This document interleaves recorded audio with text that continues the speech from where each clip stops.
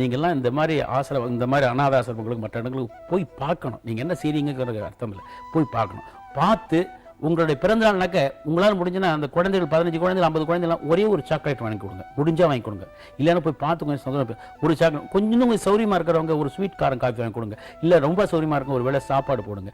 அப்புறம் அடிக்கடி அங்கே போயிட்டு இருந்தீங்கன்னா யாரும் பார்க்க வரமாட்டாங்க. அந்த குழந்தைகளையோ அந்த நோயுற்றவர்களையோ கைகால் விளங்காதவங்களையோ இவங்களாம் பார்க்கறதுக்கு ஆளுங்களாம் வரமாட்டாங்க. நம்மளாம் எப்போது வேலைக்கு போனோம்னா கொஞ்சம் ஒரு 1/2 மணி நேரம் 10 நிமிஷம் பேசிட்டு இருந்தோம்னா they will feel happy. In fact நான் பல இடத்துல போயிருக்கேன். மனநிலை சரியில்லாத குழந்தைகள் அவங்க நான் வந்தவனை ரெக்கக்னைஸ் பண்ணி கைதட்டி சிரிப்பாங்க. அவங்களுக்கு அதான் முடியும். அதாவது பழக்கப்பட்ட ஃபேஸுங்கிற அளவுக்கு அவன் டிவியில் படம் பார்க்குற போது அவங்க ஒரே குஷியாக இருக்கும்.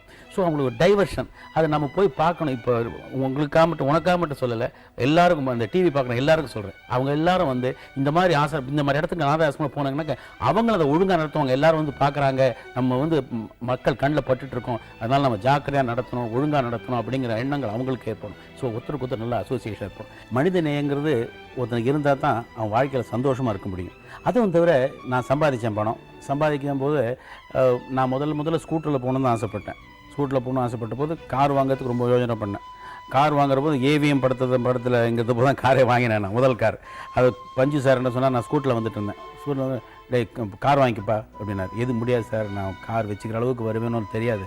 இப்போ scooter I can maintain. Okay sir. அவனை ஹே நீ செத்தா பரவாயில்லப்பா, உன்னை வச்சு நான் 10 ப்ரொடியூஸ் செத்துப்போம், அதுக்கு அவனுக்காக நான் சொல்கிறேன். அதாவது நான் படங்கள் நடிச்சிட்டு இருக்கேன், புதுக்குன்னு ஏதாவது ஆயிடுச்சுன்னு சொன்னாங்க அந்த ப்ரொடியூசர்ஸ்லாம் அவஸ்தப்படுவாங்க. அவங்க பல லட்சங்கள் அதில் முடைக்கிறாங்க இல்லையா. அதுக்கு அப்போ அவர் பஞ்சு சார் போது ஃபோர்ஸாக தான் சொல்லுவார். அவர் சொல்கிற வார்த்தைகள்லாம் அப்படி தான் நல்லதுக்கு தான் சொல்லுவார்.